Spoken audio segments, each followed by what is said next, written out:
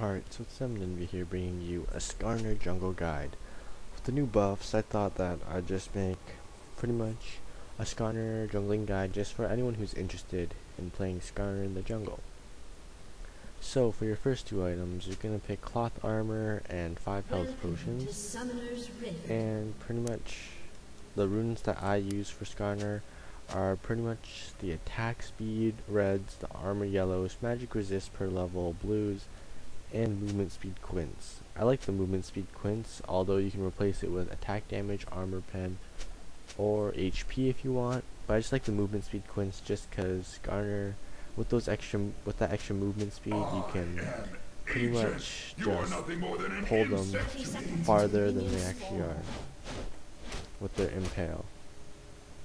So you want to get your Q first, mostly because it's low mana, you can spam it, and it initially does more damage than your W or E at the very beginning. So you just want someone to leash your golem, and the masteries. In fact, I kind of think I have the wrong masteries this game. Your typical mastery should be 1, 9, and 20. Pretty much getting all the utility, the movement speed, and the dodge mastery, along with the smite mastery, just to speed up or just to maximize your movement speed and a little bit of durability. So pretty much Kale's just gonna leech for me, and you're just pretty much gonna spam Crystal Slash along with your passive energize. So your Q is just a really low cooldown. So pretty much the style that I prefer for Skarner jungles is a Nocturne type of style. So it's pretty much where you kind of jungle towards 6 and then gank mostly post level 6. As you can see, I am a little bit lower than I should be.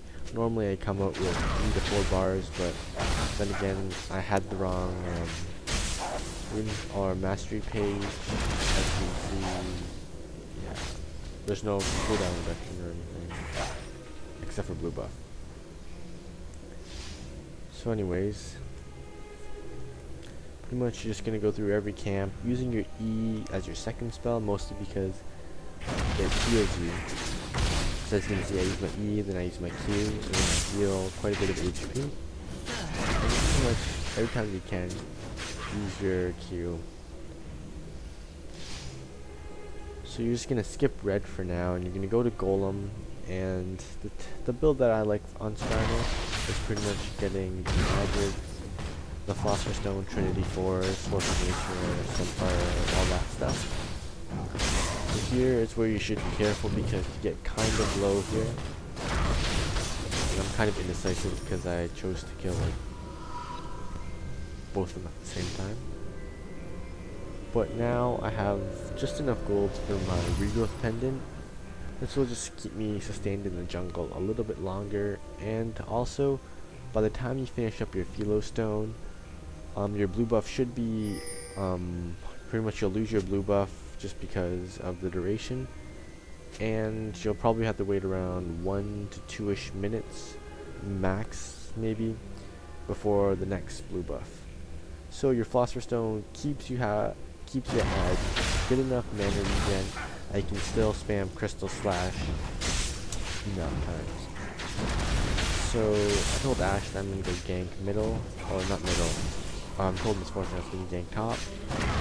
So pretty much my whole jungle is cleared, and lanes are being pushed from my team. So I can see this opportunity to gank because Skarner at level 4 you do get your W. So as you can see, Ash isn't really overextending, but Fiddlesticks is. But then pretty much that's where you can have your opportunity to gank, or you can go stop by your at what's it called, your raid. After that successful gank, you can go back into your jungle. You want to clear your jungle again, because Skarner's ganks, kind of like Warwick, are very weak without level 6 because of their suppression. Skarner with the buff, Skarner is by far, I'd have to say his ganks are much more better than Warwick's now. Mostly because, yeah, I pushed the lane because I wanted to get level 6. But Skarner, just because of the pull, if you know how to pull and know when to use your spells when you're pulling and position yourself so you're behind the person, it's kind of hard to explain.